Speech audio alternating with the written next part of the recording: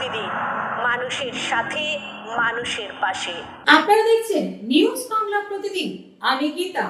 দেখে নেব আজকের হেডলাইন্স।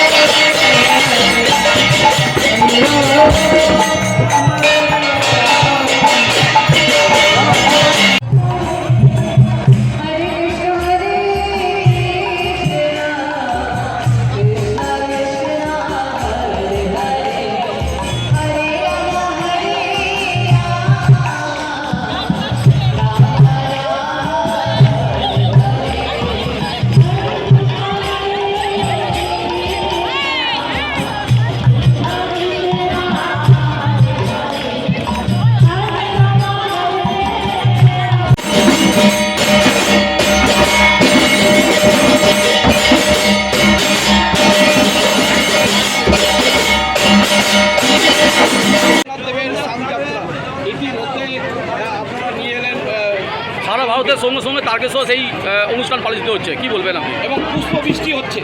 আমাদের তারকেশ্বরের এই রথযাত্রা শুধু তারকেশ্বরের নয়, হুগলি জেলাবাসীর মধ্যেও একটা উদ্দীপনা সৃষ্টি করেছে। হুগলির বিভিন্ন জায়গায় আরামবাগ, কামারপুকুর, বন্দর, খানাকুল, রাজবলহাট বিভিন্ন জায়গা থেকে এখানে ভক্তরা সমবেত হয়েছেন। এই দুর্লভ দিন, সেদিন একমাত্র ভগবান জগন্নাথের মন্দিরের গর্ভগৃহ থেকে বাইরে এসে সকল ভক্তকে দর্শন দেন এবং ভক্তরা দুর্লভ সেই সুযোগ পান যে বছরে একটা দিন ভগবানকে স্নান করাবার সুযোগ পান। আজকেই সেই বিশেষ দিন, সেই শুভক্ষণ উপস্থিত হয়েছে। আমরা ধর্মীয় রীতি নিয়ম মেনে আচার অনুষ্ঠানের মধ্য দিয়ে সেই কার্য শুরু করতে চলেছি। এটা কি তারকেশ্বর ইসকন দ্বারা পরিচালিত? আমাদের এটা তারকেশ্বর ইসকন শ্রীরাম মায়াপুরের অনুমোদিত ইসকন আউটপোস্ট সংস্থা। এই সমস্ত অনুষ্ঠানটা পরিচালনা করছেন শ্রীরাম মায়াপুর থেকে, আর ব্যবস্থাপনায় তারকেশ্বর ইসকন আউটপোস্ট। আমরা আউটপোস্টের সদস্য, আমরাই এই ব্যবস্থাপনা করেছি। যা নিয়ম নীতি সেই নিয়ম নীতি মেনেই হচ্ছে, এখানে আমাদের কোনো ব্যক্তিগত নিয়ম নীতি বা কোনো অভিমত নেই। ওই সারাদিন ধরে কী কী অনুষ্ঠান কর্মসূচি আছে? আজকে দৈনন্দিন যেরকম যিনি সকাল থেকে মঙ্গল আরতি, তারপরে ভগবানের শৃঙ্গার, দর্শন আরতি, গুরু পুজো হয়েছে। এবার ভগবানের অভিষেক হবে। অভিষেকের পর ভগবান আবার গর্ভগৃহে যাবেন, সেখানে ভগবানকে পুষ্পাভিষেক করা হবে। পুষ্পাভিষেক করার পর ভগবানের রাজবেশ হবে, তারপরে প্রসাদ ভোগ লাগানো হবে। ভোগ লাগানোর পর ভগবান গজবেশ ধারণ করবে। গজবেশের একটা পৌরাণিক লীলা আছে। এই বিশেষ দিনে ভগবান হস্তিরূপে ভগবানের এক ভক্তকে দীক্ষা দর্শন দিয়েছিলেন, সেই জন্য আজকে ভগবানের গজবেশ করানো হবে। তারপর লৌকিক নিয়ম অনুসারে ভগবান 15 দিনে শরীর অসুস্থ হবে, উনি অন্তরালে চলে যাবেন। আপনার নাম? আমার নাম বীরকৃষ্ণ চৈতন্য। এই কমিটির ইনচার্জ বলুন।